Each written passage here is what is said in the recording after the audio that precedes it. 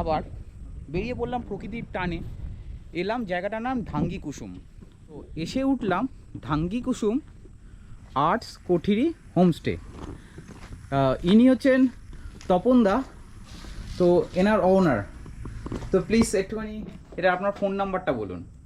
আচ্ছা, আমার নাম তপন কুমার সিং, ফোন নাম্বার 700212900701।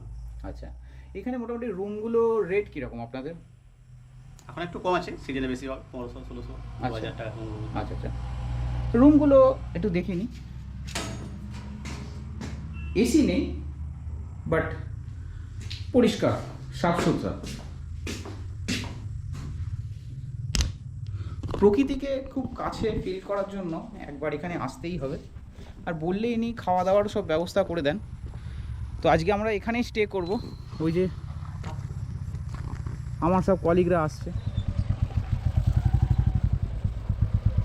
আস্তে আস্তে আস্তে স্পিড করবে এই চাকা, এইখানে আস্তে গাড়িটা সরব।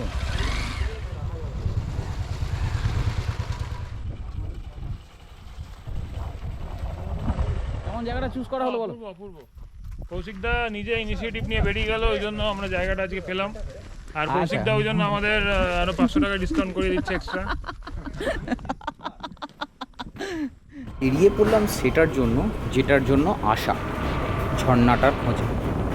এগিয়ে চললাম পায়ে হেঁটে সন্ধেবেলা ঝাড়খণ্ড আর পশ্চিমবঙ্গের বর্ডার ঢাঙ্গি কুসুম জলপ্রপাতটা দেখতে।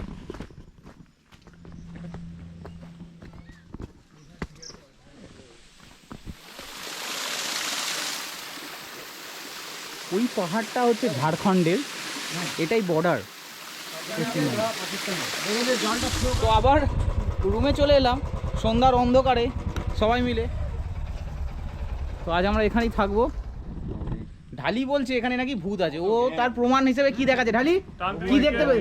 ঢালি তুমি কি দেখলে এখানে যে ভূত আছে কিসের বেশি দেখেছি? জঙ্গলের মধ্যে একজন ওই কালো সাদা রঙের শাড়ি পরে একটা মহিলা হট করে এদিক ওদিক সরে যাচ্ছিল। তোমার সাদা জামা দেখে আসছিল না তো? আকর্ষিত হচ্ছিল না? সাদা না, এটা ও ঢালির দিকেই বেশি নজর ছিল। আচ্ছা, তুমি এইটা কি দেখা? এই যে যেটা দেখা যাচ্ছে এটা হচ্ছে ভূত তাড়ানোর টোটকা, ঠিক আছে? এর মধ্যে শুকনো লঙ্কা, সরষে আর কি একটা যেন দিয়ে পুটলি বেঁধে রাখে।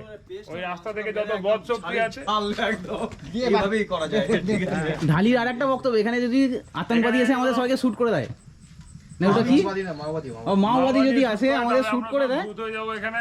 এইখানে আমরা পা ঝুলিয়ে 7 জন বসে থাকবো। যে কেউ আসবে আমি চিল্লাবো, ঝাল হাবিবি। হাম না সুধরেগা কবি।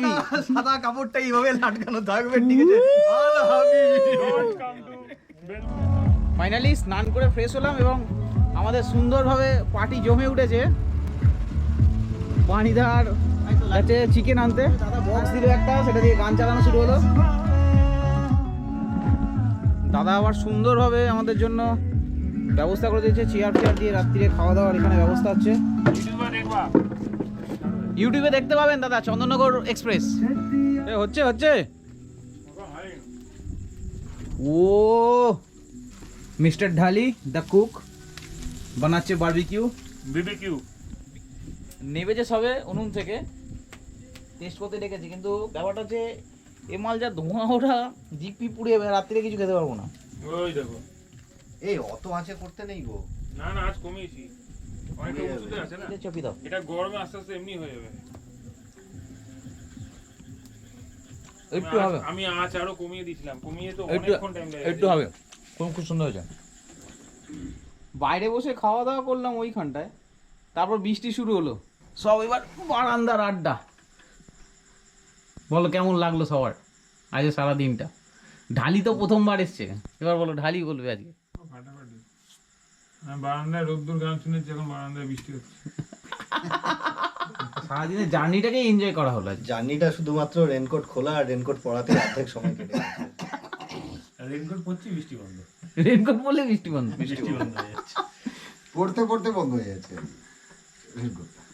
তো এবার একদম নিখুঁত আড্ডা দিয়ে চুপচাপ শুয়ে পড়বো। কাল সকালে শুরু হবে আবার ওই ঝর্ণায় যাওয়া।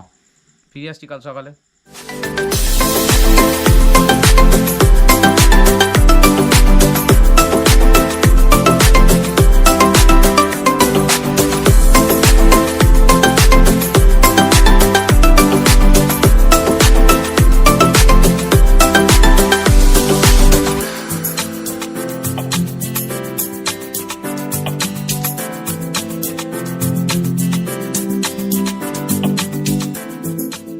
আকাশও মেঘলা।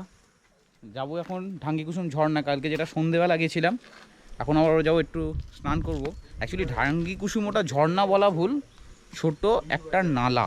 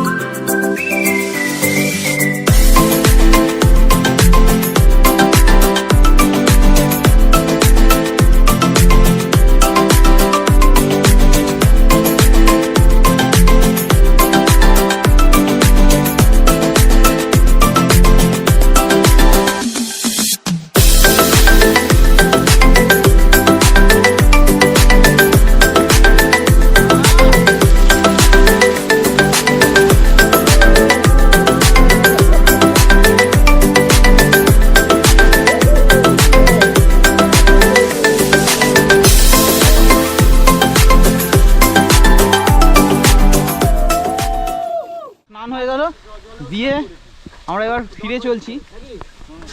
স্নান করে এসে যে যার মতন রেডি হয়ে গেলাম। আমাদের তপনদা ব্রেকফাস্ট রেডি করে রেখেছিল, রুটি আলু ভাজা, খালি একটা মিষ্টি থাকলে জমে যেত, পুরো ফেয়ারলি রুটি।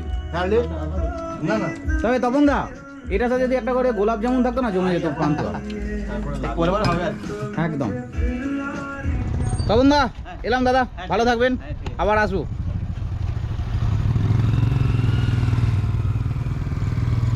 শুরু টিপ টিপ বৃষ্টি, কিন্তু এগিয়ে চললাম আমরা।